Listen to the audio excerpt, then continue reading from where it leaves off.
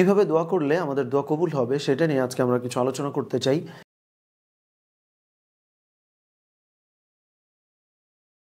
এবং এই ক্ষেত্রে খুব গুরুত্বপূর্ণ কিছু এক্সাম্পলস বোধহয় প্রথমত দিয়ে নেওয়া যায়।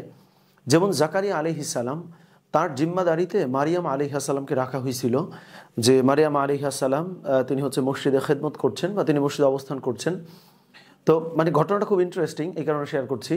তো জাকারিয়া আলাইহিস সালামের তত্ত্বাবধানে যেহেতু মারিয়াম আলাইহিস সালাম আছেন, তো জাকারিয়া আলাইহিস সালাম তিনি মসজিদে গেছেন যে মারিয়াম কি করছে বা না করছে দেখতে। তো যাওয়ার পরে দেখতে পাচ্ছেন যে মারিয়ামের সামনে বিভিন্ন ফল ফ্রুটস, যে ব্যাপারটা হচ্ছে এরকম যে আমের সিজন না কিন্তু আম, আঙুরের সিজন না কিন্তু হচ্ছে আঙুর।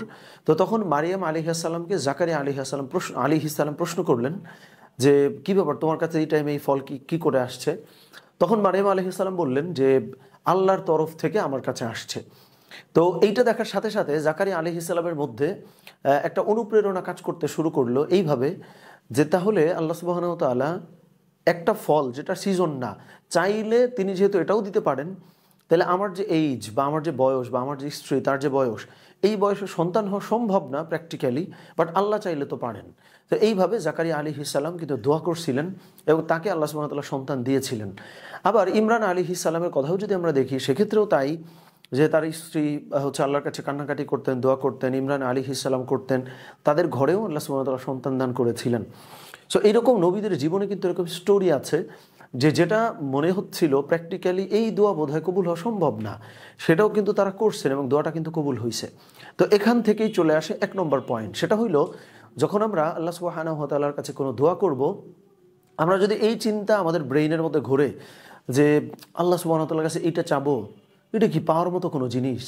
বুঝছেন, মানে আল্লাহ সুবহানাহু ওয়া তাআলার কাছে আপনি দোয়া করতেছেন কিন্তু নিজেই লিমিট করে দিতেছেন যে এইটা কি আমার পক্ষে সম্ভব নাকি।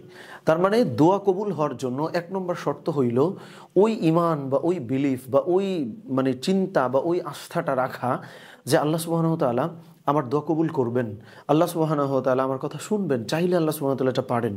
এই চিন্তা চেতনা ফার্স্ট অফ অল রাখতে হবে। আমরা 1 নম্বরে এটা বলছি। 2 নম্বরটা বেশ গুরুত্বপূর্ণ, সেটা হইল আমরা যে দোয়া করব, ওই দোয়া করার ক্ষেত্রে আমরা আসলে হালাল রিজিক ভক্ষণ করি কিনা এটাও এনশিওর করা জরুরি। যে আমি হারাম ভক্ষণ করতেছি, আমি গুনাহের সঙ্গে সম্পৃক্ত আছি, আমার মন চাইলো আমি জানামাজে বসে একটু দোয়া করে চলে আসছি, আল্লাহ কবুল করে ফেলবেন না তো। কারণ দোয়া যে আল্লাহ সুবহানাহু ওয়া তাআলা কবুল করবেন, ওইটার জন্য আপনার যে ফাউন্ডেশন তৈরি করা, ওই ব্যাপারটাও তো বেশ জরুরি। ওইটুকু এনশিওর যদি আমরা না করি, তাইলে এই দোয়াও কিন্তু কবুল হবার মতো না। 3 নম্বরে হচ্ছে যদি আমরা চাই আমাদের দোয়া কবুল হোক, সেটার জন্য জরুরি হইল আমরা 2 নম্বরে কিন্তু যেটা বলছি যে হালাল রিজিক, ঠিক আছে, এটা আমাদেরকে এনশিওর করতে হবে। 3 নম্বরটা হইল আল্লাহ সুবহানাহু ওয়া তাআলা আমি যখন যেটা চাই ওইটাই কবুল করে ফেলবেন এরকম না, এই বিশ্বাসটুকু রাখা বা এই ম্যাচিউরিটিটুকু রাখা যে আমি আল্লাহ সুবহানাহু ওয়া তাআলার কাছে এক্স্যাক্টলি যেটা চাই, এর থেকে ভালো কিছু আমার লাইফে আল্লাহ সুবহানাহু ওয়া তাআলা তো দিতেই পারেন।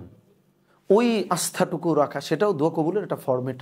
তো আল্লাহ সুবহানাহু ওয়া তাআলা আমাদের সকলকে নবী রাসূলদের জীবনে যেরকম মনে হয়েছিল অসম্ভব, কিন্তু সেই দোয়াও কবুল হয়েছে, আমাদের লাইফেও আল্লাহ সুবহানাহু ওয়া তাআলা সেটা যেন ঘটান।